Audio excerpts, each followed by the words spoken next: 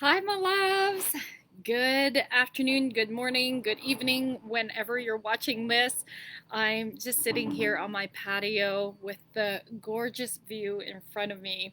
Um, I'm sure that you guys have already seen it, but if you haven't, check out my feed and you'll see some of these gorgeous mountains in the water. So, today I just actually had an Akashic record reading with a client. And in this reading, this is a very talented client that's been hiding and playing small. And so I was really inspired to come on to share because I noticed that a lot of people play small. And I notice, of course, sometimes myself, I do too. Where I'm recognizing, I'm catching myself. I'm like, oh, hang on, okay. So I feel like this is a really good topic for many people to tune into. So if you're here, please say hello. If you're on the replay, please type in replay. And sometimes we don't even realize that we are playing small. Okay, so I wanted to, there's lots of signs, but I'm going to focus on three because it's Three Things Thursday. I wanted to share some signs that maybe some of them are obvious and some of them are not so obvious.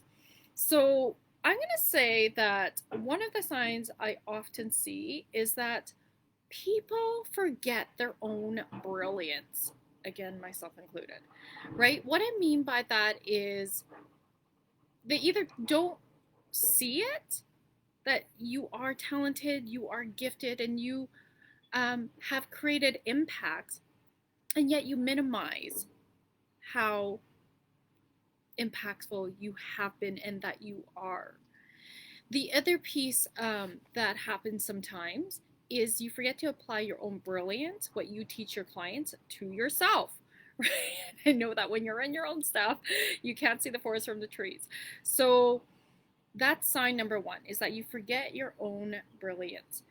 And that was part of the Akashic record reading I had with this client. Is she's got this innate wisdom and this passion and gifts, and it wasn't until when I was channeling messages through her angels that it was a reminder that this came natural to her, and she was able to confirm it. It's like, oh yeah, that's right, right. And I was able to look at her past life and remind her of a past life that actually her angels were asking her to remember, because that was part of her, that's very much part of her, and they're wanting that part of her to awaken.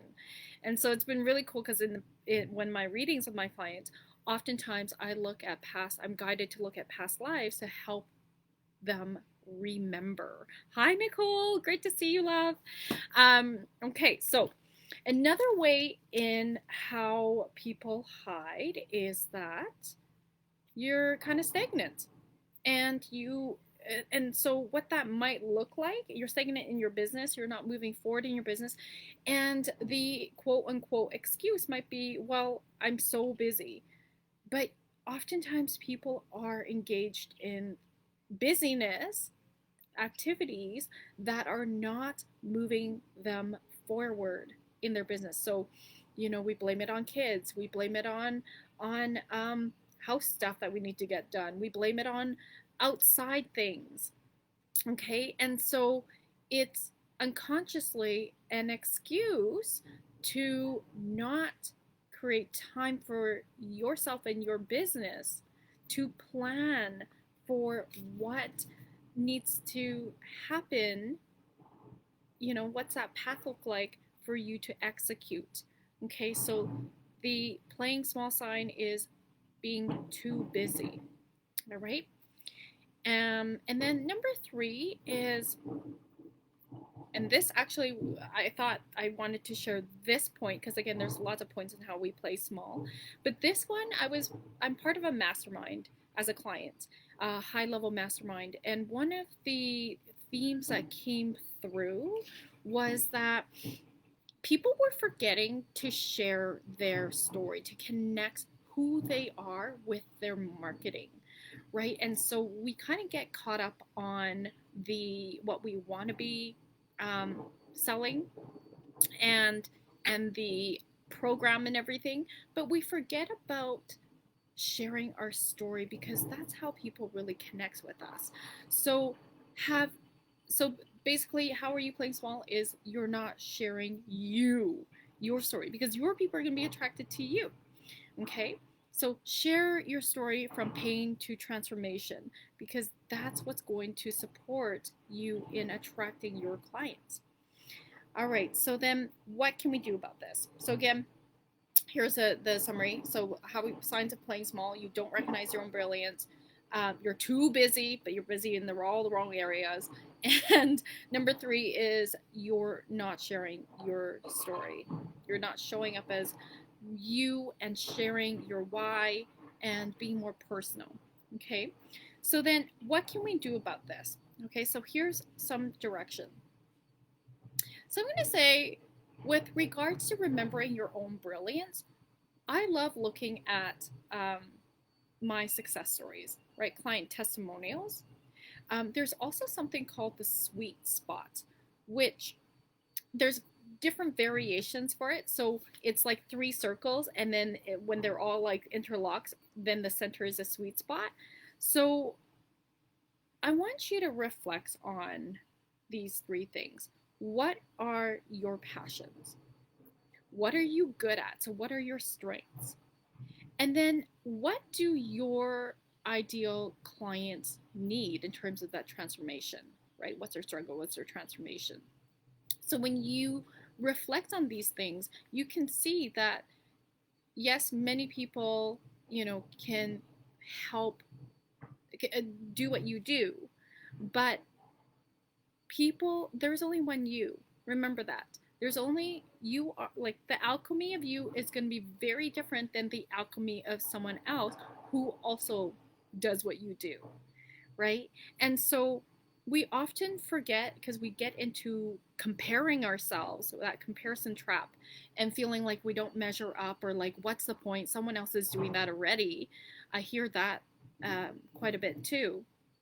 But remember that even though somebody offers what you do, they're not you.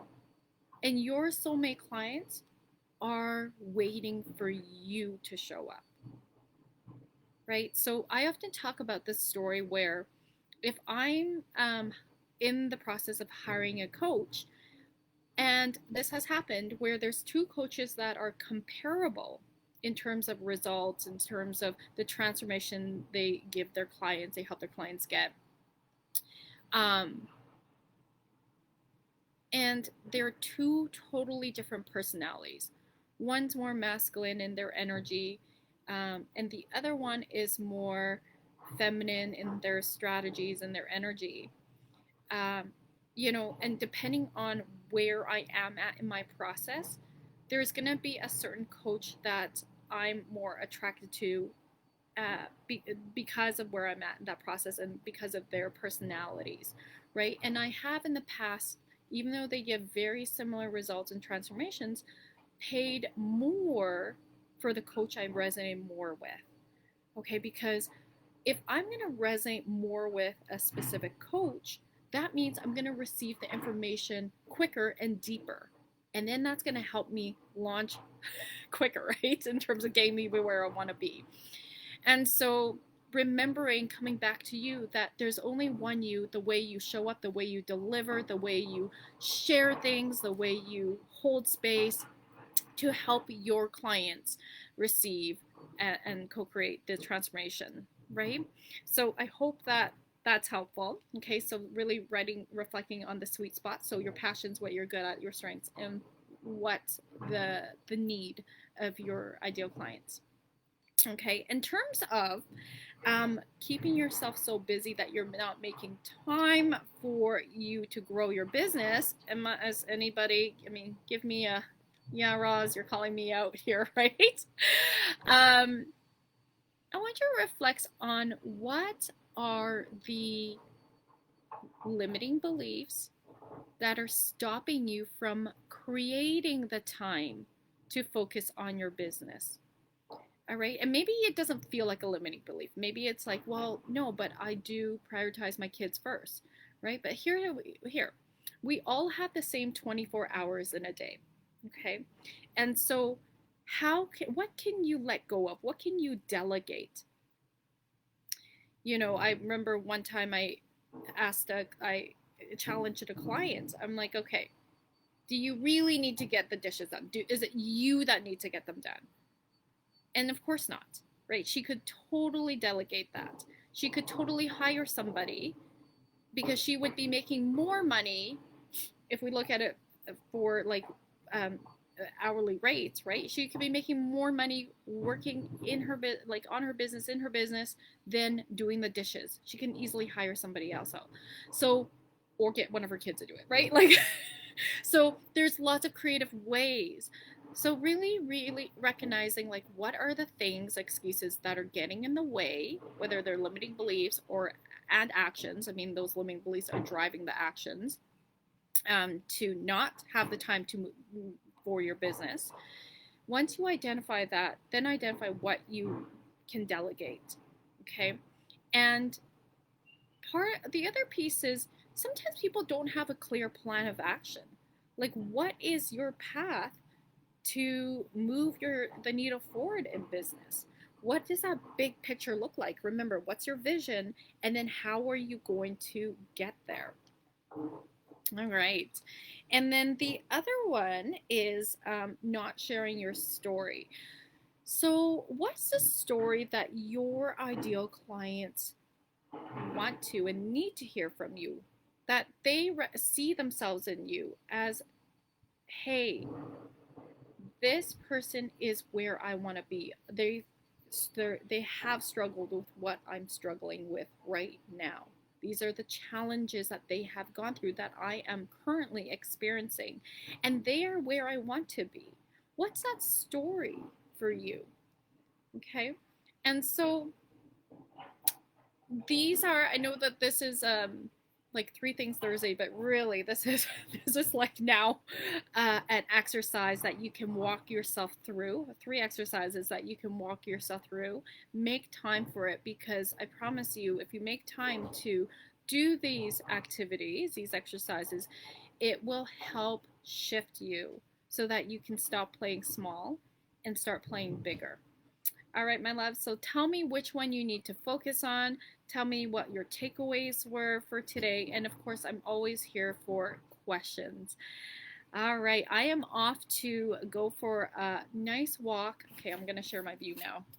Let's see if you guys can see it. Just outside. There it is. This beautiful mountains, and there's a nice walk path here right in front that leads to the beach. So I'm going to go for a nice walk before my next call. All right, loves, have a great Thursday.